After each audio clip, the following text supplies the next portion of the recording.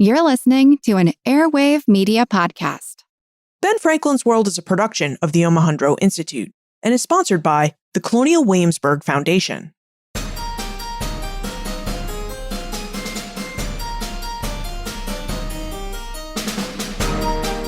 Hello, and welcome to episode 313 of Ben Franklin's World, the podcast dedicated to helping you learn more about how the people and events of our early American past have shaped the present-day world we live in. And I'm your host, Liz Covart. You know that America's favorite fighting Frenchman is Marquis de Lafayette. But what do we really know about Lafayette and his life? How and why did this French-born noble end up fighting in the scrappy, ragtag Continental Army during the American War for Independence?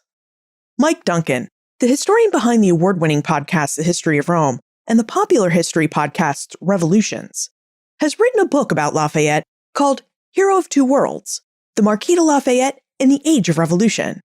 And Mike joins us today to help us investigate the life of the Marquis de Lafayette and gain some answers to our questions.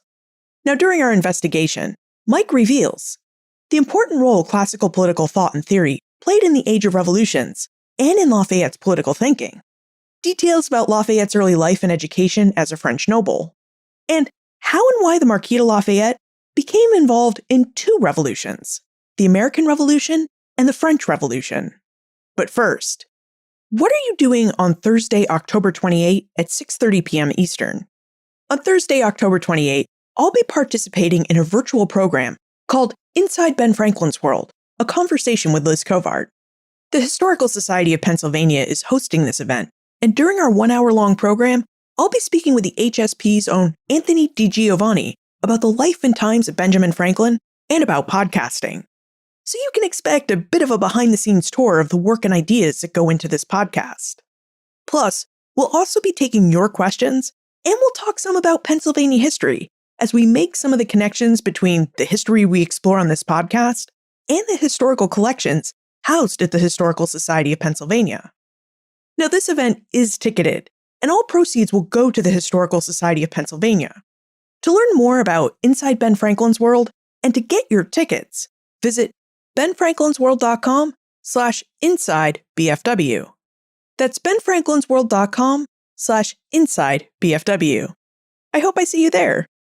Okay, are you ready to explore the life and revolutionary times of the Marquis de Lafayette? Let's go meet our guest historian.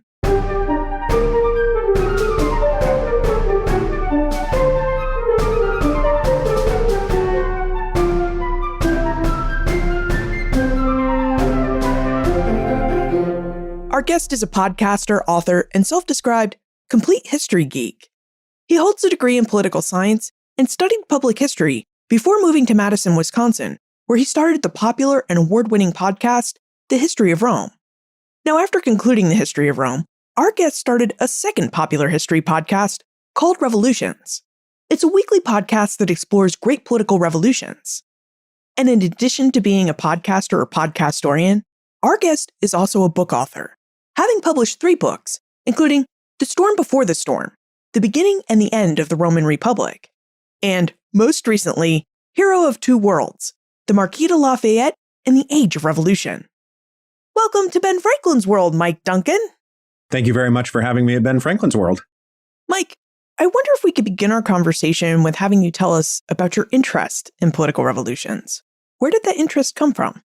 You know, as you said, my background in school was political science and philosophy. Those are the 2 subjects that I studied when I was at university. And the confluence of those 2 was in political theory, right? That's what I studied. I was doing the philosophy, and then my concentration in political science was in theory. But that necessitates reading a lot. You know, I'm reading a lot of like Machiavelli, and I'm reading a lot of Aristotle and Plato, and I'm reading Cicero, and sort of studying all those things. When you learn philosophy and you learn political history, you have to learn the history that is surrounding these guys. You're not going to understand Machiavelli unless you also understand what was happening in the Italian city-states at that moment in history. So to study all of this stuff, I wind up doing a lot of historical reading. And then when I got out of school, the thing that really stuck with me was all of the history reading that I had been doing. And I think to a certain degree, I had spent 4 years with my head in the clouds in terms of like philosophy and theory.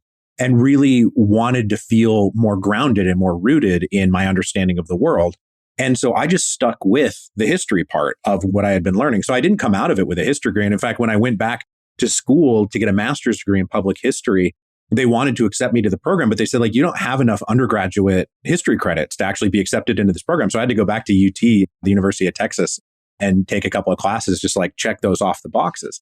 But that's really where my interest in history comes from. And then, of course, all of this is wrapped up in politics and political history and political theory. So when it comes to things like revolutions, like what are those people doing a lot of the time? They're taking some regime and transforming it into something new. And there's a lot of theory that's involved in this. There's a lot of interest in constitutions, how they work. Like this is stuff that I studied in school and that I just very naturally carries over into what is now many years later, my work in revolutions.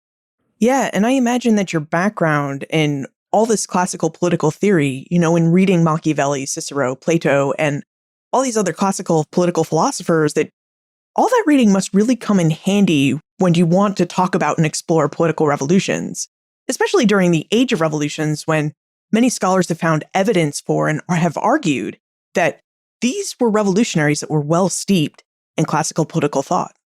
Those people were absolutely steeped in the same things that I was reading. And this particular period, the Ben Franklin's world period, is a sort of post-Renaissance, post-Enlightenment, vast re-engagement with the classical literature.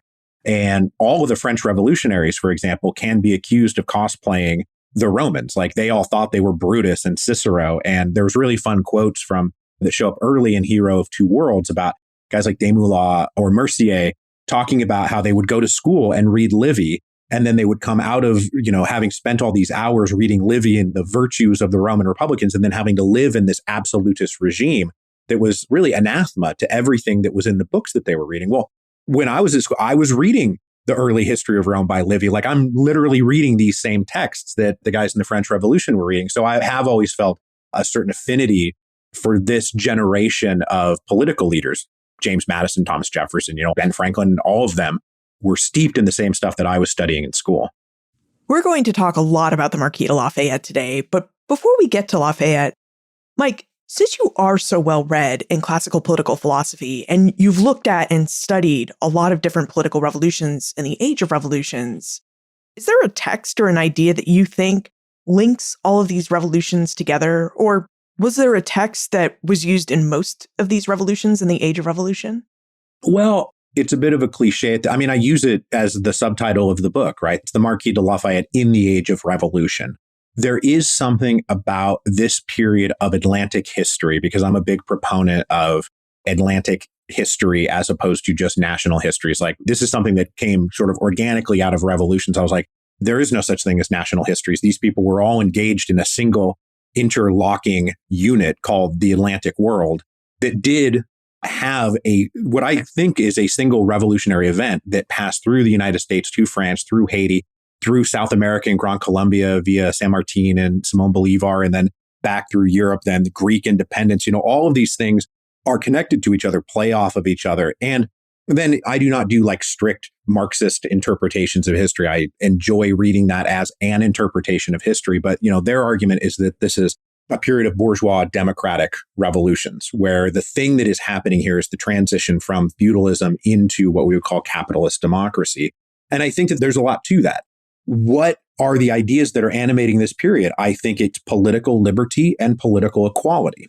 Those things as political ideas, that transforming subjects of a king into citizens of a republic. Like these are major transformative things, that people have rights, that they don't just have sort of things that they are obligated to do for the king. Or like in feudalism, most of it is all contractually based. It's I'm a baron and I've basically signed a deal with the royal family there's a reciprocity in terms of like what they have to do for me and what I have to do with them.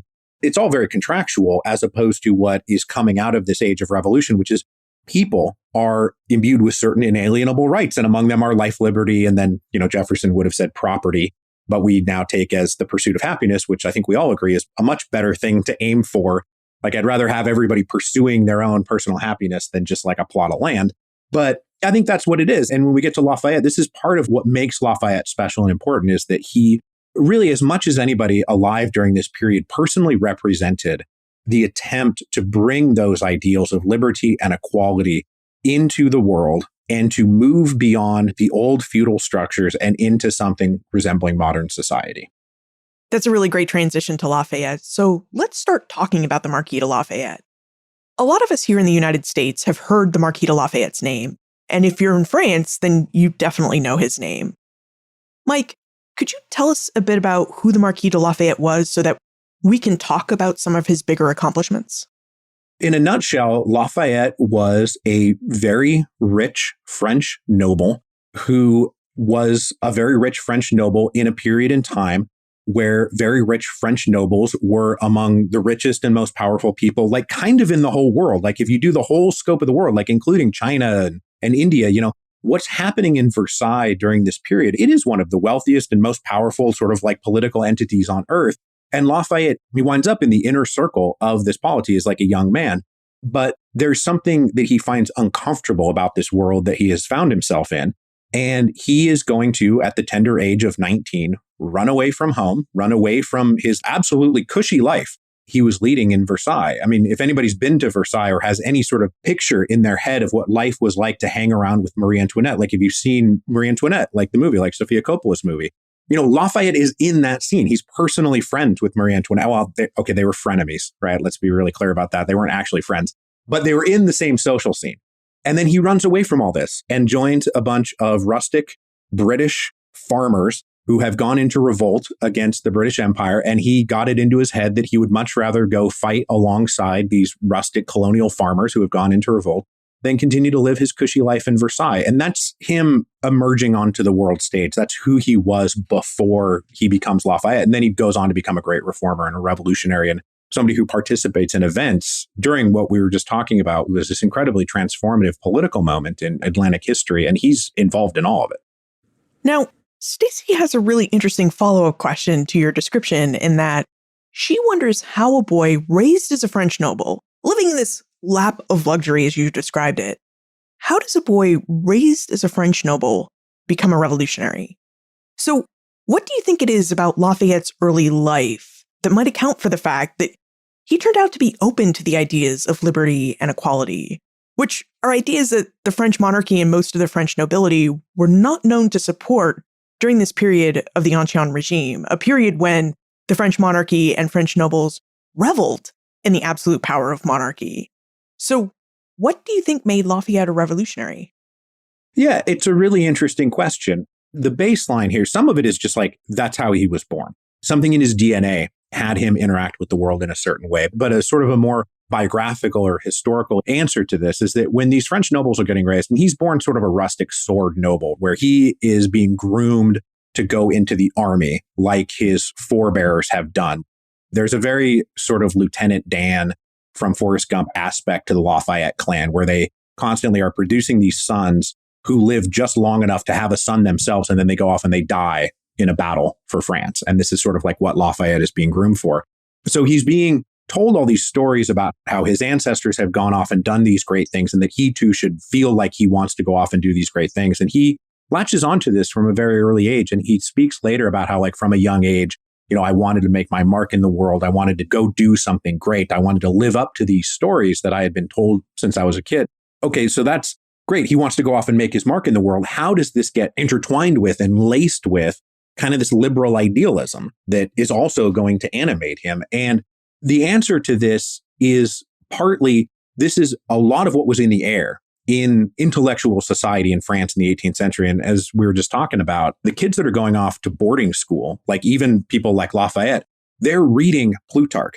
They are reading Livy. They're reading Polybius. They are being taught all of these things that are very incongruous with the world that they're being lived in. And there develops a liberal nobility.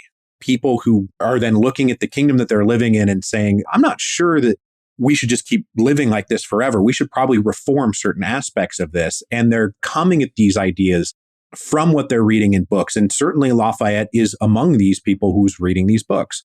So he gets plugged in before he even goes to the United States into, say, the Freemasons. He gets plugged into reading Abbé Raynal's, History of the Two Indies, which is ostensibly just supposed to be this boring account of French colonial history, but is actually smuggling in incredibly seditious ideas, denouncing slavery, advocating for abolitionism, that he's reading when he's 16, 17, 18 years old. And the ultimate answer is like, how does any teenager of privilege wind up becoming a social reformer and feeling like, like, my God, like we need to do something about all the injustices in the world? That does happen.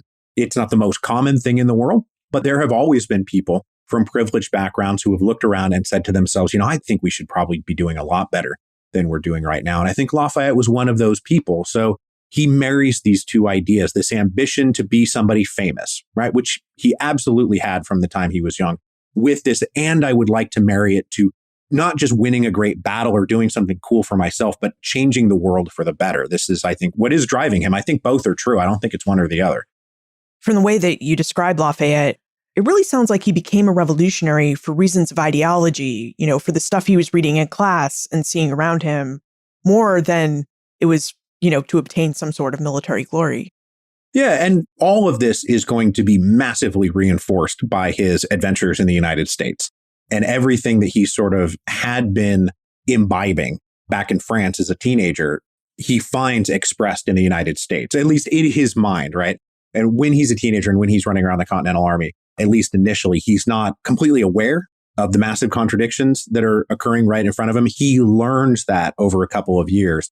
But it's certainly not the case that Lafayette was just this like sort of a French noble mercenary looking to make a name for himself and was just like, oh, you're doing this for a reason. Tell me all about it. I don't know what this is about. Like he sailed over there having some notion of why he was doing it. So you mentioned from a young age that Lafayette wants to become famous, preferably through military service. How did Lafayette train for the military? How was this part of his education? And how did he get involved with the French army? So Lafayette comes from the nobility, and very specifically a branch of the nobility that is called the sword nobility.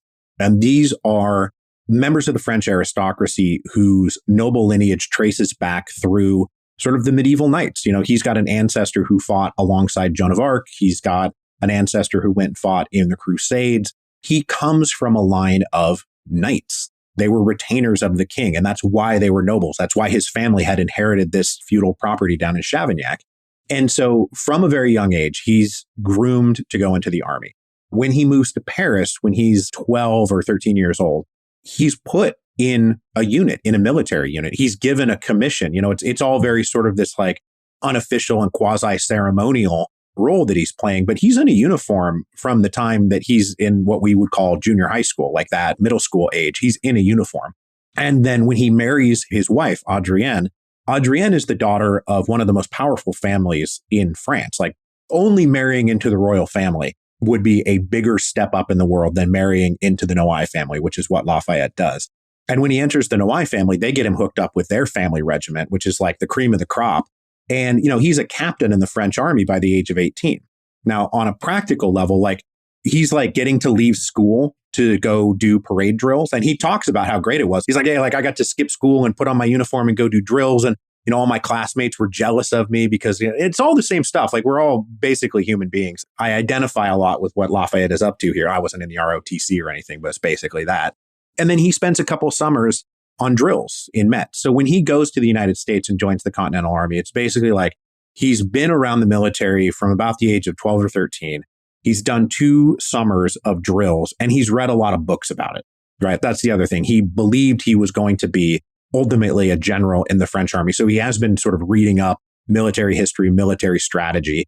And so he's got a pretty decent idea of what's going on. But I'm sure we'll get to this, but when he shows up in the Continental Army, it's not like he was experienced in any meaningful way. What's really interesting to me about Lafayette's background is that here's a kid who really doesn't have a lot of practical military experience, but he's read a lot about military tactics in books. And if you think about the background of Continental Army officers, this is the same, right?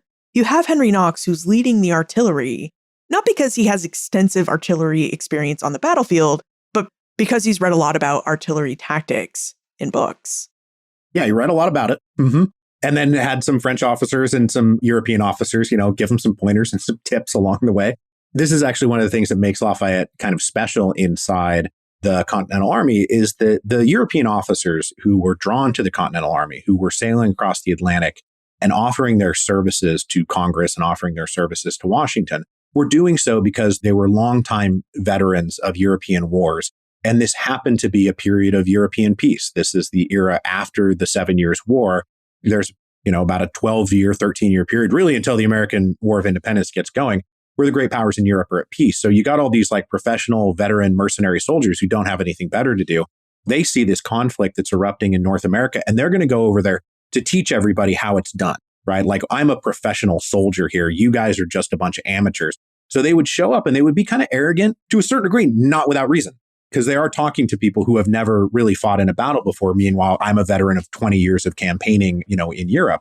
But they would be very arrogant. They would be quite rude. They would be quite dismissive because they knew everything and the Continental soldiers knew nothing. And when Lafayette comes over, initially, of course, they think he's just another one of these French nobles who's going to, be an arrogant jerk and we're not going to like him. And he came over and he's like, I've come over here to sort of like learn from you. And there's a very famous moment with Washington where he's showing the Continental Army to Lafayette, like within days of Lafayette showing up, and Washington apologizing and saying like, this probably doesn't look like a good European army like you're used to. And Lafayette says to him, well, I have come here to learn, not to teach.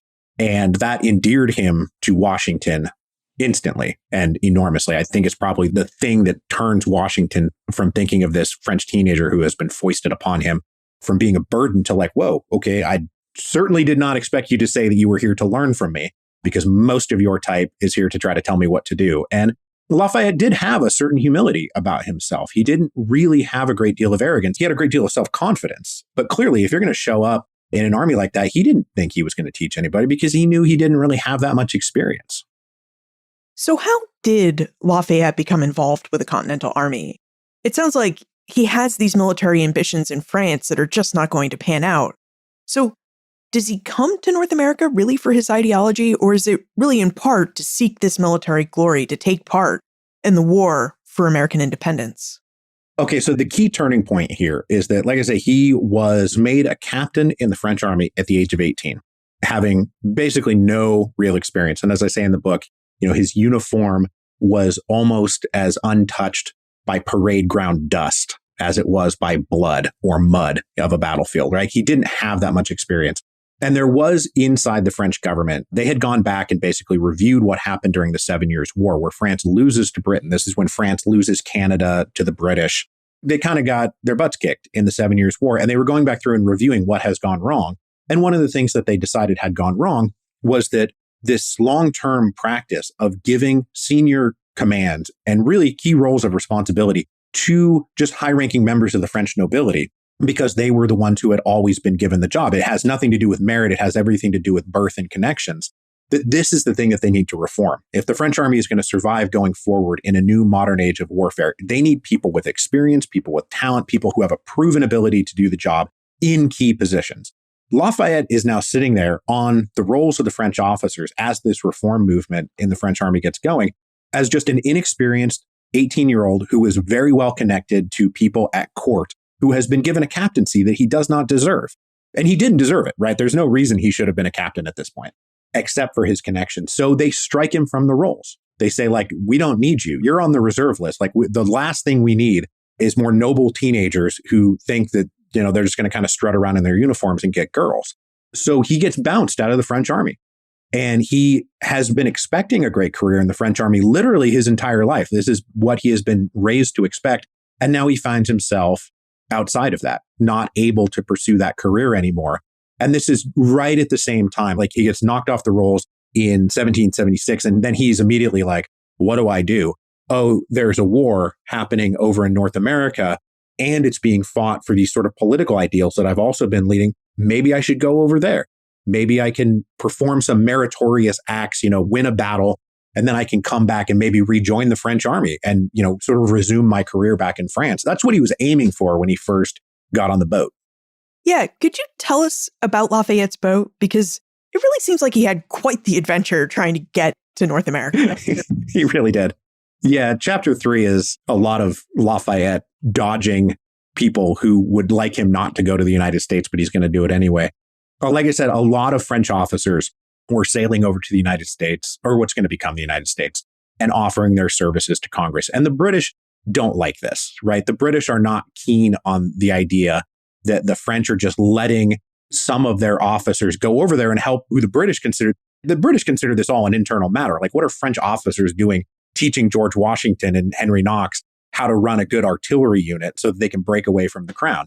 So eventually the British ambassador to France complains enough about these French officers going over that the king issues an edict that says, we're not here to fight a war with Britain. We don't want to do that right now. So no more French officers can go to the United States. At this point, when this edict comes down, Lafayette has gotten his commission from Silas Deane. A bunch of other French officers, including Baron de Kalb, have gotten their commissions. They're ready to sail over there on a boat when this gets shut down, when the king says you can't go anymore. And so literally port authorities prevent that ship from sailing.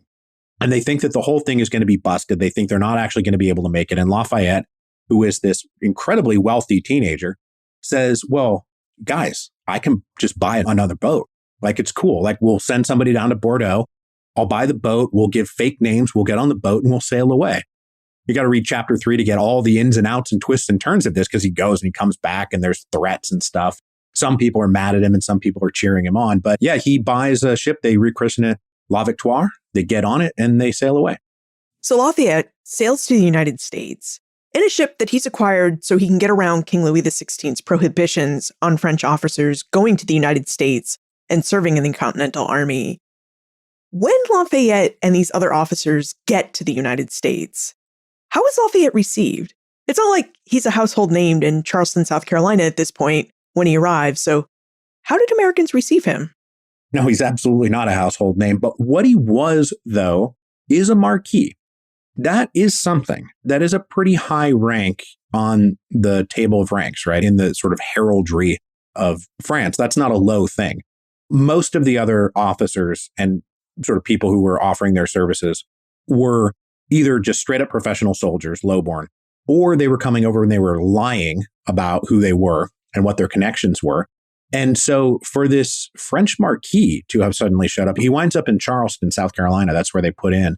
And once they determine that he actually is who he says he is, a French Marquis, they're like, oh, dang. And you're connected to who? And he's like, oh, yeah, Marie Antoinette, Louis XVI. Like, these are people that I palled around with. He was drinking buddies with all these people. He's a know-why. Like, they know who these people are. Like, the upper crust of Charleston, South Carolina has a lot of connections back to France. They know what the business is like back in Paris and back in Versailles. And they've got this kid who's like, yeah, I'm connected to all these people. Everybody who was involved in leading the fight for American independence knew that getting France on their side is going to be the thing that helps them win the war. Like, everybody is orienting towards this, right? This is the Ben Franklin's World podcast. I do not have to explain this to anybody. Ben Franklin is deeply involved in this. And for this French Marquis who is so well connected to show up and be like, yeah, man, I'm here to fight with you guys. Like, I think what you're doing is awesome. He's saying this in very delightfully broken English, which they also quite like. He's not just chattering at them in French. He's trying out his English. And they're like, this guy is such a political asset. He is such an asset to this cause. If we can bring him in, make him happy, show him around, let him fight a battle, let him get his kicks in the Continental Army, he'll go back and he'll tell his personal friends, the king and queen, which again, they're frenemies. Let's be clear about that. Maybe he'll be able to talk the French into getting into our side. So that's why he's welcomed by Congress. That's why he's welcomed by the Continental Army. Now, of course, at every stage of this, there are hilarious sort of comedies of error where he's showing up and John Hancock is slamming the door in his face and Robert Morris is slamming the door in his face and they're being told off by the guys who were running the Foreign Correspondence Committee at the Second Continental Congress because they think he's lying to them. He's like, oh, I'm a Frenchman. He's like, we've heard that before, man. We've heard people showing up and being like, oh, yes, I fought personally alongside the King of Prussia, which is what von Steuben is going to be telling everybody, even though he wasn't. He was like a page. But Lafayette actually was that well connected. And as soon as letters from Franklin actually show up accompanying him, say, treat this kid different. He's well connected. He's a major political asset. That's how he gets linked into anything. But that's a really tricky situation, right? Lafayette is a political asset, but he's also a kid. So you mentioned that the Congress was like, well, we'll just give him some experience in the Continental Army and make Lafayette happy because what we really want him to do is to go back to France and convince King Louis XVI to get involved in this war on their behalf. So I'm curious what the Continental Congress and George Washington decide to do, because they want to get Lafayette this military experience to make him happy, but they also really don't want him to get killed on the battlefield. Right. Well, the commission that he had gotten, he talked Silas Deane, who's the sort of an American envoy who was secretly recruiting for the Continental Army, kind of on his own initiative, right? They didn't send him over there to start recruiting French officers. This is something that he gets talked into by Vergennes and some other French people who are influential people in France who would like France and the Continental Army to become linked. And Lafayette says, my incredibly well-connected family will approve of me doing this, but not if you make me a captain or a colonel. Like, I need to be a major general in the army. And a major general, that's not a low rank.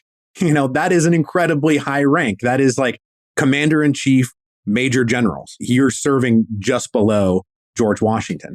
And so he was reformed off the rolls in the French army because he was an 18-year-old captain who didn't deserve to be a captain. Now he's a 19-year-old major general, which is the commission that he shows up waving in their faces. And this is why partly the Second Continental Congress is like, dude, we're not going to make you a major general. That's crazy. But then Ben Franklin is saying like, dude, treat this kid differently. So they approve it in the proclamation approving his commission. They don't talk about what a great strategist he is or how many battles he's fought in. They're like, because he's rich, because he's well connected, we're going to give him this job. And then that's what they tell Washington. They're like, you have to accept this kid, this French teenager, as a major general in your army because of how well connected he is. And there's a big sort of misunderstanding that goes on where Lafayette believes that he is actually now going to be an active duty, like serving major general, commanding a division, being a real officer in the Continental Army. The Second Continental Congress and George Washington, at least initially, think that this is all honorary, right? Like he's there to be in the tent. His major general commission will look good in terms of PR. That will get him into the tents and give him the experience that he wants to have and that they want him to have. But was Washington going to give him a division at Brandywine, which is a battle that's going to be fought in 4 weeks? Like, no, Washington's not going to do that. Washington comes around on him, though. And it does happen. Within 12 weeks, he actually is going to be an active major general in the Continental Army as opposed to just an honorary thing. And it comes from what he does during those 12 weeks. Yeah, can you tell us a bit more about how Lafayette uses what is seen as an honorary commission in the Continental Army to get the actual military and battlefield experience that he was looking for? Yeah, so he's got this rank, and the first battle that he is in is the Battle of Brandywine, which hopefully we don't have to go into too much situating where this is in the war, but basically the British Army under William Howe that had been up in New York City has sailed off into the Atlantic, and nobody knows what's become of them, and nobody knows where they're going to put back in. And they wind up coming in south of Philadelphia, up through the Chesapeake Bay and into Philadelphia. And they are going to try to capture the quote unquote rebel capital of Philadelphia. And Washington plants his army in between the approaching Redcoats and Philadelphia. And this battle happens in September of 1777. And this is just literally within a few weeks of Lafayette getting his commission. So they have this battle, and Lafayette is just there at Washington's side. But during the Battle of Brandywine, there's this moment where the Continental Army gets outflanked, and Lafayette says, we're being outflanked over on the right. Can I go over there and help? And Washington says, yeah, sure, go over there and help. Lafayette runs towards the fray, like into battle. As the Continental line is crumpling, he is dismounting his horse and trying to force the line to re-solidify and to not fall back. He ultimately fails in this, and it does turn into a retreat. He's wounded. He gets shot through the leg, doesn't realize it, keeps going, keeps fighting. Washington now comes upon this kid who was there only because, for political reasons, was probably going to be a burden and a liability. And instead, he's sitting there being like, no, we have to fight, while he's bleeding out of his leg. Washington says, you're injured. Okay, number one, please don't die. You're incredibly important to us. So I need you to get back on your horse. I need you to get out of here. I'm actually calling a general retreat. Lafayette rides away, finds a key bridge that is going to allow the Continental Army to escape from Brandywine, but it's not being held. It's not being controlled in any way by the Continental Army. He remusters some people who are just in complete chaotic flight, remusters them, holds the bridge. That's the next place Washington finds this kid. Wounded, almost delirious from loss of blood, but also holding this key bridge. And now Washington is looking at him like, I don't know. Okay, I thought that maybe I wasn't going to like having you around, but I don't know, when the rubber meets the road here, when it's actually like how you test yourself in battle, like whether or not Lafayette is going to be able to prove himself in battle. At the Battle of Brandywine, he performs with exemplary service and endears himself to literally everybody in the army. He really is different from the other European officers, and this has now been proven to Washington. This is a pretty heroic battlefield display by Lafayette. What kinds of opportunities did this display open for Lafayette after Brandywine? There's a few more transitions. Washington does ease him into it in terms of like actually giving him independent commands. But over the course of the next probably like 18 months, he is an active duty member of Washington's military family. When the major generals are on rotation, like who's the officer of the day, Lafayette is taking his place in that. The Second Continental Army actually taps him to go up and maybe lead an invasion of Canada, which takes him up to Albany and back. He's around during the winter in Valley Forge, and when Baron von Steuben comes up and starts really teaching the Continental Army like how to drill for the first time, Lafayette is amongst those translating for Steuben, helping spread Steuben's new field manual that he's written. He writes a simplified drill manual. Lafayette is involved in that. And really, he just becomes as integral a part of the inner circle of the Continental Army as anybody could possibly be. Washington, Knox, Nathaniel Greene, Alexander Hamilton at sort of a lower level, like those people who really form the core inner circle of the Continental Army. Lafayette is one of them. They are his brothers and he is their brother. And that's the role that he's going to be playing for the rest of the war. And what about his role as a political asset? Did Lafayette have any part in forging and facilitating the Franco-American alliance that forms in 1778? And this is the alliance that most historians attribute to the American victory at the Battle of Saratoga in late 1777. In this book, I don't say like Lafayette is actually the reason and Saratoga had nothing. Like, of course, Saratoga, how do we do this in like Clue? It was Ben Franklin in Versailles with Saratoga. That's what did the deal. Like if I just won the game of Clue about how France gets into the war, that's how it happened. But performing with exemplary service, that whole story that I just told about Brandywine gets back to France. He becomes a celebrity in France. It does help gin up popular support for the cause just among the French people who love this because he's sticking it to the British, which all French people love to do.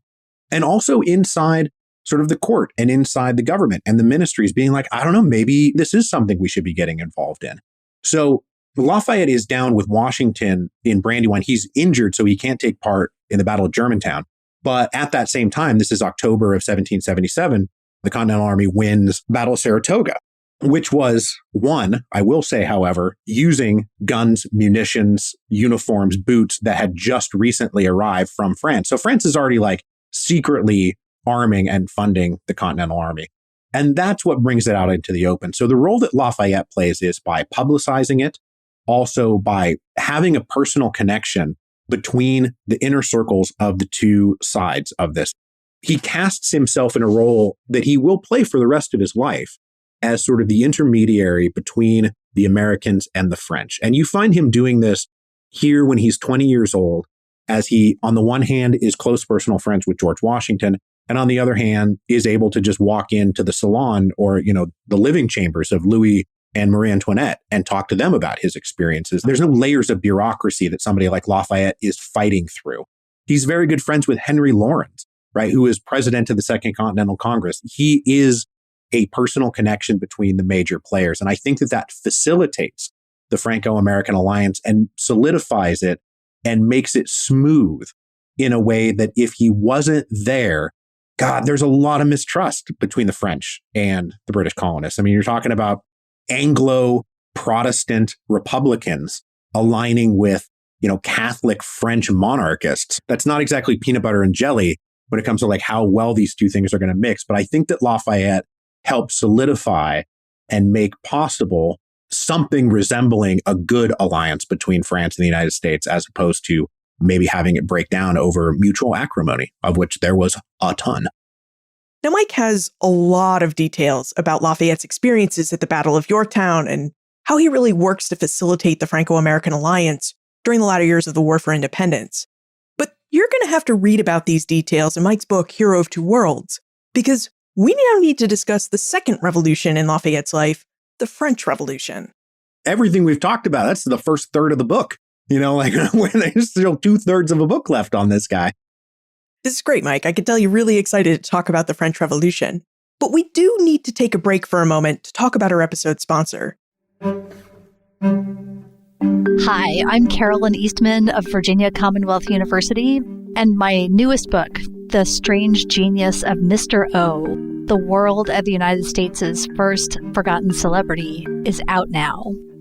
During the early 19th century, James Ogilvy was the very face of eloquence. He had been a burned-out immigrant schoolteacher who discovered that he had a real knack for the spoken word, delivering thoughtful and passionate speeches. And in 1808, he decided to abandon the schoolroom and undertake a career as a traveling public speaker. The reason why Ogilvy matters so much to the history of early America is that he was, in essence, the first great public speaker who vast numbers of early Americans were able to see. He was somebody who was terribly eager, not just to make a name for himself, but also to help Americans imagine a kind of, maybe not unity, but at least he could get them unified in thinking together about the same subjects. And he succeeded. One of the most remarkable things about his story is how long he succeeded in doing exactly that. Be sure to pick up your copy of The Strange Genius of Mr. O wherever you buy your books. And if you'd like to purchase your copy of The Strange Genius of Mr. O at a 40% discount, visit benfranklinsworld.com/Mr. O and use promo code 01BFW. That's benfranklinsworld.com/Mr. O and use promo code 01BFW. So Mike, I counted. You have approximately 55 episodes in your Revolutions podcast about the French Revolution. But as this is Ben Franklin's World, we tend to be a bit North American-centric here, and so we really haven't talked about the French Revolution and the ways that it took place in Europe. So Mike, could you give us the quick and dirty summary of the French Revolution, when it started, why it started, and how it ended? Okay, so the French Revolution officially in the history book starts in 1789, which the American War of Independence ends in, we now say, 1781. So it's about less than 10 years after the War of Independence, French Revolution gets going. The finances of the French monarchy were in an absolutely appalling state. They had been running off of an old feudal tax system that exempted on purpose the richest people in the kingdom. If you were rich and if you were noble, that meant you were exempt from taxation, right? This is a crazy system. Nobody should ever do this. At the same time, they are racking up expenses and racking up bills. Among them, the probably close to billion livres that they spent financing the American War of Independence, which is a very recent foreign policy thing that they got into that was quite successful. I mean, for them, they stuck it to the British and this is all good. But anyway, it leaves French finances in an appalling state. There's not enough revenue for too many expenses. So the crown has to reform how it does taxation. That moves them into a conflict with those rich nobles who are going to say, yeah, sure, we'll give you more money. We'll accept taxation along with political concessions, along with giving us more of a say in how things are done, maybe even like a constitution. Who knows? Like, should you have all the power if we're now being taxed? I mean, it's a little bit the same, taxation and representation thing. That political crisis, which starts up now, we're 1786, 1787, 1788. There's a financial crisis that leads to a political crisis that is then rocked by climatic disturbances, poor harvests in 1788, a giant hailstorm in 1788 that wrecks crops. You now have starvation and famine beginning to set in, a horrendous winter over 1788 and 1789. People are freezing to death.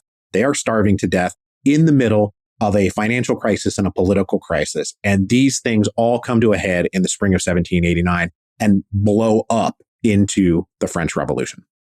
And this is a revolution that becomes really quite bloody and also overthrows the monarchy. The revolution costs the French monarch, King Louis XVI, his life. Yes, it does. Now, because we are Ben Franklin's World and we really do love histories about the American Revolution, we'd be really remiss if we didn't ask you, Mike, what role you think the American Revolution played in fomenting the French Revolution. So what do you think?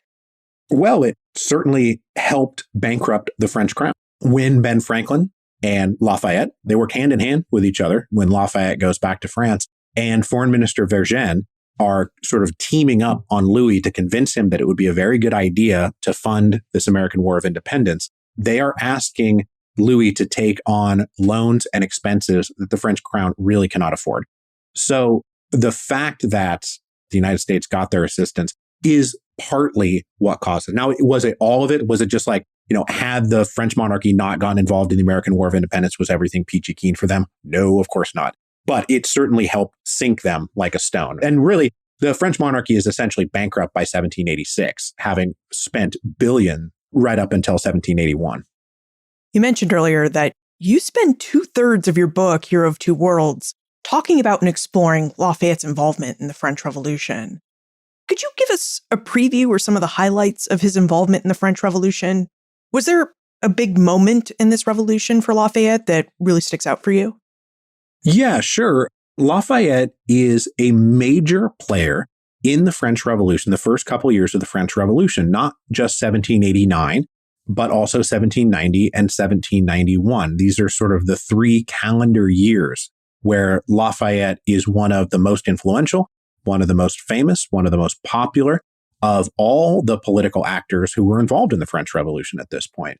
And he gets into it because he came back from the American War of Independence. He sort of leaves his military career behind at this point and transforms himself into an all-seeking, all-purpose social reformer. Because, like I said, he had these ideals even before he left for the United States. He's looking around like, this is broken, this is broken. Protestants aren't being treated very well. Our tax system is clearly a joke. What about the poor?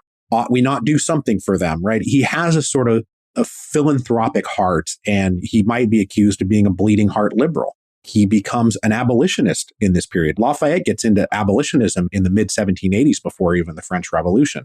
And so his role in the French Revolution is pushing for the kinds of political, social, and economic reforms that will remake the French monarchy from this old, broken, feudal regime that was clearly on its last legs and transforming it into something strong and new and good based off of these revolutionary principles like liberty and equality and rights, right? And a constitution for France. He sees his friends, his personal friends back in the United States, having a constitution, having a republic, people participating in government. He wants all of this for France. Now, the intransigence of the elite in France who were pushing back against all of this is what ultimately turns a reform movement into a revolutionary movement. And when they push back so hard that it's only going to take a revolution to really achieve what Lafayette would have liked to achieve just on reform, he embraces the revolution. He becomes a leader of the revolution. And his principal role in the revolution is as the leader of the National Guard in Paris, which is a citizen militia unit that is going to keep order and try to take over for the old despotic use of just professional soldiers to keep the people in line. They now want this to all be citizens leading themselves, citizens protecting themselves, citizens defending each other's rights. And Lafayette is a major part of this for 3 full years. He kind of gets written out of things a little bit because he does get eclipsed by Robespierre and Danton and the Committee of Public Safety and all of the things that happened in 1793 and 1794. But for like 3 years, he's a huge deal in the French Revolution. It sounds like all that time that Lafayette spent in North America, where he learned from George Washington how to form and train a citizen army. It really sounds like this experience must have proven vital to Lafayette, who was trying to do the same thing in Paris, where he was trying to train the French national militia to serve against professional soldiers if need be.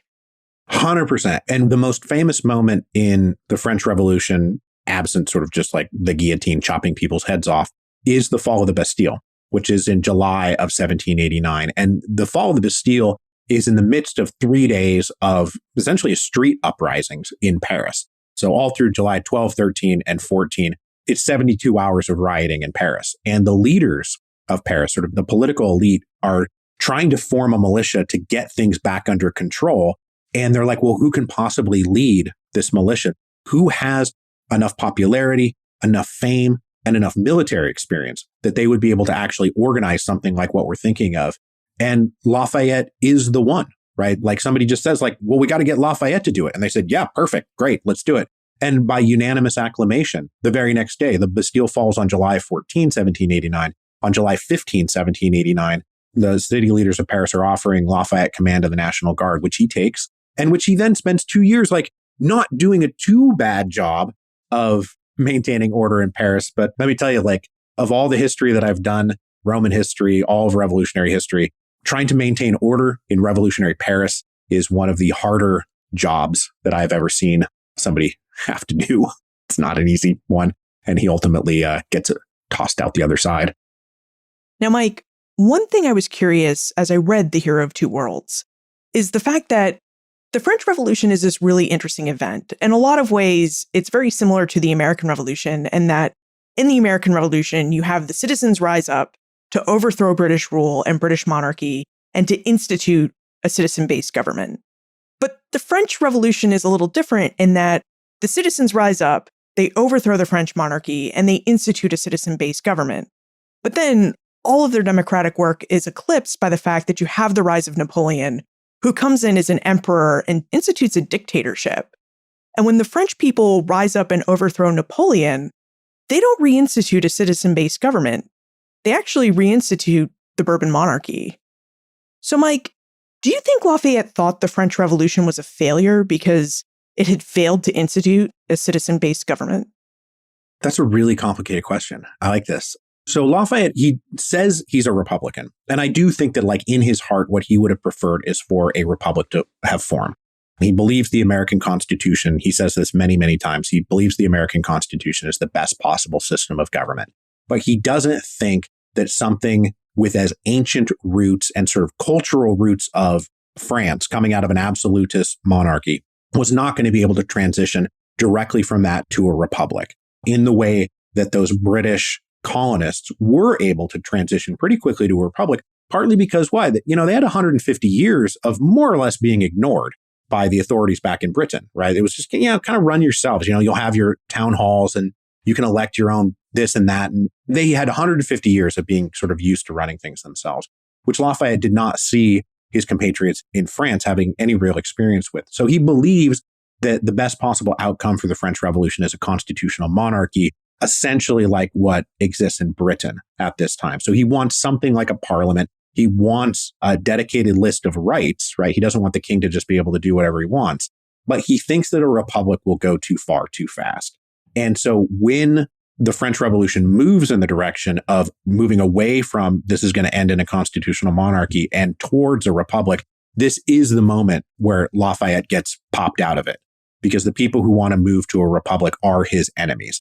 And he is enemies with the people who want to move to a republic. So then when he gets popped out and all of what happens under the French First Republic happens, which is the Reign of Terror, which is a giant war with the rest of Europe, he does look at that as proof that he was right, that they had gone too far too fast. And what they needed, and what they would always need, is a monarchy surrounded by Republican institutions, to have a constitution, to have a Bill of Rights. But to go for a republic would be too much. And he had a lived experience that taught him that.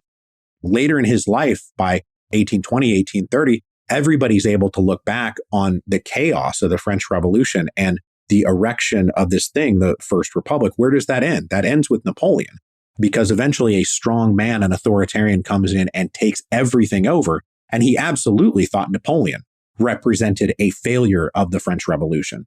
And he worked to overthrow Napoleon. When the time finally came, Lafayette wants to overthrow the Napoleonic Empire because he absolutely sees the Napoleonic Empire as a deep affront to the ideals of 1789. When you think of all the research you've done and you think about the Marquis de Lafayette, what do you think his legacy is today in both the United States and France? What do you think his most important contribution to the Age of Revolutions was? I think in the grand scheme of things, his role in history is representing and just relentlessly fighting for these basic principles that we now take for granted, at least as ideals, right? Because everything that comes out of this period, of course, falls well short of the ideals. And, you can take the Declaration of Independence as like the symbol of this. All men are created equal, written by a slave owner. Like, we all know this. And Lafayette knew this by the end of his life, too.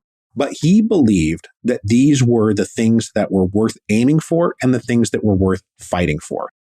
Things that if there were institutions that existed, laws that existed, regimes that existed, that inhibited liberty, that continued to divide people along lines that did not recognize that on a very basic natural level in the eyes of God or Mother Nature, we are all equal and we deserve to be treated equal, that it's worth fighting to have that implemented in the world as a positive good. He did this for 50 years. He's doing this in 1777. He's still trying to do this in 1834 when he dies.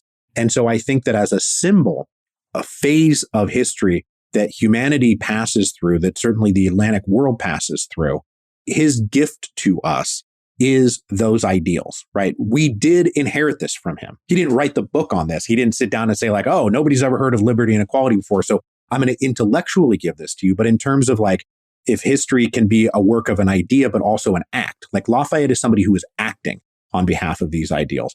And so I think in terms of him actually doing this and then also setting an example for you can't just sit around waiting for things to happen. If you see things happening in the world that are going to curtail what your ideals are, you can't just sit back and let that happen. You actually have to go out and fight for it. And Lafayette does this. He spends his time, his energy, his money. He almost gets killed many, many times.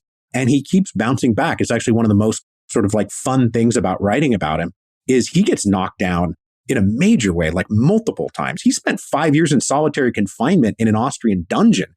He comes out the other side of that being like, well, I think I should probably help try to overthrow Napoleon when I get the chance. Like he doesn't stop in that way. And so I think that that becomes his legacy, both for France and the United States. And the United States has a tendency to love him more than the French do. But I think that his legacy extends, dare I say it, to both of the two worlds.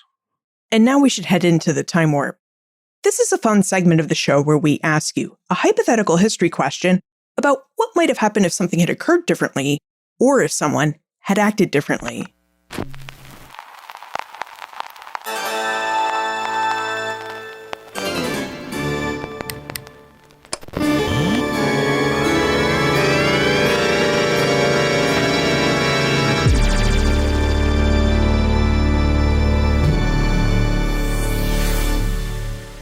Mike, in your opinion, what might have happened if the Marquis de Lafayette had not sailed off to fight in the American Revolution in 1777? How do you think Lafayette's life and story would have played out differently? Okay, so we're going to control a little bit for all contingencies that possibly happen or don't happen with this butterfly effect of Lafayette not going to fight in the American War of Independence. His great fear and everybody's expectation for him before he runs away, because as I said, the very beginning of us talking, he wasn't fitting in at Versailles. He wasn't fitting in with the inner circle of the nobility. He burned a couple of bridges socially before he sails away to the United States. And he was expected to probably wind up a big nobody, right? He would have just been like, I say in the book, there's a line in there, like he wouldn't necessarily have been the black sheep of the family because like he wasn't like some debauched maniac who was running around doing stuff. So he wouldn't have been like the black sheep, but certainly like a very ugly bird that is just sort of kept in the back and nobody really talks to him and nobody really likes him. He's just very uncomfortable. This is his fear for himself. And this is why he runs away. Now, when I think about it, though, when I think about who Lafayette is, if he had been stymied from going over to fight in the Continental Army, I don't think that that's the end of his story. I don't think he just takes that and disappears into nothing. I think he takes that and goes like, well, shoot, that would have been a really good plan. I guess I better think of a new plan. And I think that whatever his new plan was, he's still driven by these two things. Like nothing is going to change about the fact that he is idealistic politically. He has kind of a bleeding heart socially. He's incredibly rich and he wants to be famous.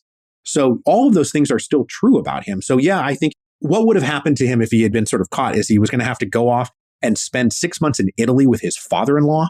And his father-in-law hates him at this point. And Lafayette kind of hates his father-in-law. They were going to have to spend 6 months in Italy. And most of his letters back to Adrienne on the boat are talking about how like I had to run for it because I could not stand the idea of spending 6 months in Italy with your dad. It's really funny stuff to read in his correspondence. But had that not happened, I think he just sits back and thinks of a new plan. And we still hear about the Marquis de Lafayette. That was a very different answer from the one I thought you might give. I really thought you were going to say something along the lines of, well, Lafayette ends up succumbing to the Reign of Terror like so many of his friends and family did. Oh, well, that's entirely possible, too. Him getting out of the French Revolution without getting his head chopped off is something of a minor miracle. Because, I mean, you say, like, if the French Revolution had still happened, sort of absent anything that Lafayette did up to that point, I do think he gets into the French Revolution, and I do think he's probably playing this same role as a liberal noble who would like to have a constitutional monarchy. So maybe that version of Lafayette does not get away, and he does wind up getting his head chopped off, like so many of his friends and family did. I mean, it was a pretty brutal time for people of his class. So, Mike, you've produced 2 podcasts, and you've written 3 books. What's next for you? Do you have another podcast or book project in the works? Well, at this moment, I am sort of, taking the whatever lap of, when you write a book, it's not exactly a victory lap. It's sort of a relief lap that I'm taking for Hero of Two Worlds. But it is true that I'm doing the Russian Revolution right now on the Revolutions podcast. And when the Russian Revolution ends, which will probably not be for quite a while, that's the last season of Revolutions that I'm doing. And I will end the show, and then I will move on to something else.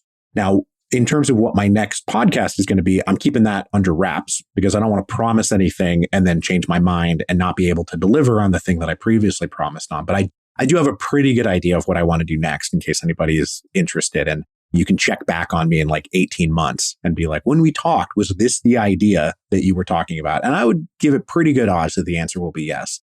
My next book, I would really like to write about this one particular period in Roman history called the Crisis of the Third Century, which is a moment where the Roman Republic very nearly collapses and falls apart, but then knits itself back together and continues on. And I think that that's a really interesting story for, the world in the 21st century. Speaking of your podcast, Revolutions, you mentioned that you're in the middle of podcasting about the Russian Revolution. Could you tell us a bit more about this podcast and how we can listen to it? Yeah, so the Revolutions podcast I do discrete seasons covering great political revolutions in history. And as, has sort of played out, this is mostly happening inside of the Atlantic world and the European world. So season 1 is the English Revolution, which is like Cromwell against Charles I. Then we do the American Revolution, which is where I first meet Lafayette. And then I did a 55 episode series on French Revolution. There is a 19-part season on the Haitian Revolution, which I think in terms of like what has revolutions contributed to the broader world, I think at least popularizing and explaining what the Haitian Revolution was and why it was so important is something that I'm quite proud is sort of hiding in there. And then I moved on to Spanish American independence, which is Simón Bolívar, and we do the Revolution of 1830, which now I've got old man Lafayette, 70 years old, trying to squeeze back into his old National Guard uniform. And then I did the Revolutions of 1848. Then I did the Paris Commune. Then we did the Mexican Revolution, which is Zapata, Pancho Villa, like those guys running around 1910, 1920. And now I'm on this just like epic run through the Russian Revolution, which I just last night released episode 67, and I am in April of 1917. So you still have a long way to go. Oh, yeah. And I believe that this is true. I treated the Russian Revolution of 1905 not as merely a precursor to 1917 to just sort of touch on as a reference point for 1917, but to treat everything leading up to 1905 as truly an important revolutionary event in its own right that needed to be treated on its own terms. So I spent 40 episodes basically explaining the revolution of 1905 before we move on to 1917. Because one thing you'll find on the Revolutions podcast is I am thorough and exhaustive. And where can we listen to the Revolutions podcast? You can listen to this anywhere fine podcasts are found. I'm sure whatever app you are using to listen to Ben Franklin's World, you can just type in Revolutions and I will come up. And then if you want to go back to a thorough and exhaustive recounting of the Roman Empire, I did a show called The History of Rome, which is 189 episodes that'll walk you through all of Roman history. Now, Mike, where is the best place for us to reach you if we have more questions about Lafayette and the revolutions he was involved with? Well, I'm out there in the trenches of twitter.com. That's certainly one place you can find me. I'm just at Mike Duncan. And that is where you will find the more sort of engaging in current events, less filtered version of me, as opposed to what I do in the podcast, which is I stick very rigidly to just talking about what happened in history without bringing in sort of current events into the show. So when you tune in to hear about the French Revolution, you're going to be listening to me talk to you about the French Revolution.